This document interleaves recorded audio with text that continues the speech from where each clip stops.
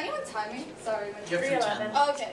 He said Shively, but you can extend that Shively isn't even in the context of debate. In the context of the Shively evidence, given that she's only arguing for the stability of meaning, it's actually tracked because Shively used the terms of context and contestation synonymously with the fact that there is zero context clues that would indicate she's talking about debate. This is substantiated by all her examples of effective context, which include demonstrations and sit-ins, and qualifies the debate over euthanasia as a context whose import resides in ability to shape society as opposed to provide each society with fair and predictable ground so that sides have an equal opportunity to competitive access. This evidence only uses the word context in the sense of political dispute that has material consequence, something entirely consistent with the 1AC's appraisal of debate. There's literally no offense on the framework where we saw their fairness and education arguments probably better than they do because our Branson evidence already solves back for all the offense. We don't literally excuse them. Rather, our camps encourage more certified education. Secondly, even if they win the counter advocacy debate, saying how cutting up the 1AC actually challenges whiteness probably better.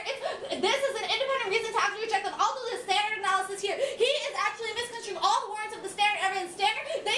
He said that standard says he's bad, but that's obviously not true. We like debate, that's why we're here. But standard actually says that when you force us to actually role play like policymakers, it forces us to role play the same capitalists that are in Congress. This links back to our app because it links back to the terminal impacts of our third piece of Mills evidence, which actually indicates that it's qualitatively and quantitatively the greatest genocide in history. Look, there's literally no impacts coming out of the block, which means Kate straight out he's going to counter advocacy.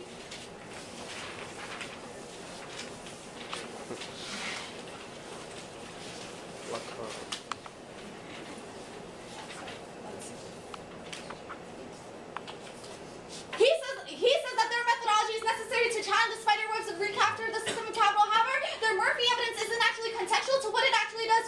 First of all, it's not contextual as to how it challenges race and the conscious strands of debate. Rather, it's only saying we need to cut up. They don't actually have a methodology as to how they change the research practice, the 1AC of debate itself. Rather, it's a reason to vote affirmative because by running framework 30 co-op the discourse and the cutting up of the counter advocacy in the 1NR. Anyway, second of all, you can extend the default app arguments from the 2AC because it says how when they say like these type of education is bad, that's obviously like impacted by the fair evidence. And 1 second.